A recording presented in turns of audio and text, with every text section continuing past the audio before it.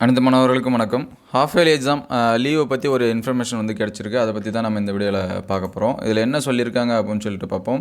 இதில் அரையாண்டு விடுமுறையில் மாற்றம் அப்படின்னு சொல்லியிருக்காங்க. என்ன ரீசன் அப்படின்னு சொல்லி பார்த்தீங்கன்னா, தென் மாவட்டங்களில் பெய்த அதிக கனமழையால் 3 நாட்கள் தொடர் விடுமுறை அறிவிக்கப்பட்டதால் அரையாண்டு தேர்வு வந்து ஒத்திவைக்கப்பட்டுள்ளது அப்படின்னு சொல்லியிருக்காங்க. நமக்கே தெரியும், நெல்லை, தூத்துக்குடி, இந்த கன்னியாகுமரி இந்த மாவட்டங்களில் பார்த்திங்கன்னா அதிகப்படியான கனமழை வந்து தொடர்ந்து இருந்துகிட்டே இருக்குது.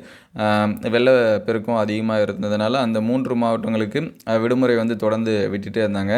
அதனால் அரையாண்டு தேர்வு டிசம்பர் 22 உடன் முடிவு இருந்த நிலையில் 3 நாட்கள் கூடுதலாக தேர்வு நடைபெறும் அப்படின்னு சொல்லியிருக்காங்க.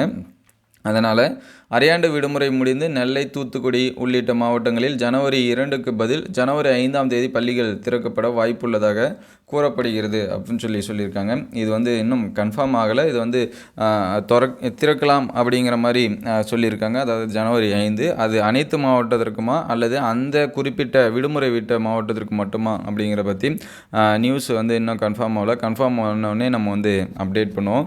அதனால் அந்த டிஸ்ட்ரிக்டில் மட்டும் எக்ஸாம்ஸ் வந்து எப்படியும் கண்டிப்பாக அடுத்து 23, 24 இது எல்லாமே சாட்டர்டே சண்டே வருது. அதுக்கடுத்து 25, 26 இந்த மாதிரியான நாட்களில் தான் உங்களுக்கு வந்து எக்ஸாம்ஸ் வைக்கிற அந்த கண்டிஷன்ஸ் வந்து இருக்கும். அதனால் அவங்களுக்கு வைக்கும்போது எல்லா டிஸ்ட்ரிக்கும் ஸ்கூல் வைக்கிறாங்களா இல்லை மற்ற மாவட்டங்களுக்கு விடுமுறை விட்டு அந்த மாவட்டத்திற்கு மட்டும் தேர்வு விடுமுறை வந்து சேஞ்சஸ் பண்ணி வைக்கிறாங்களா அப்படிங்கிறத வச்சு கன்ஃபார்ம் நியூஸ் வந்து என்ன அப்டேட் பண்ணுவோம். நம்ம சேனலை சப்ஸ்கிரைப் பண்ணி பார்த்துட்டே இருங்க.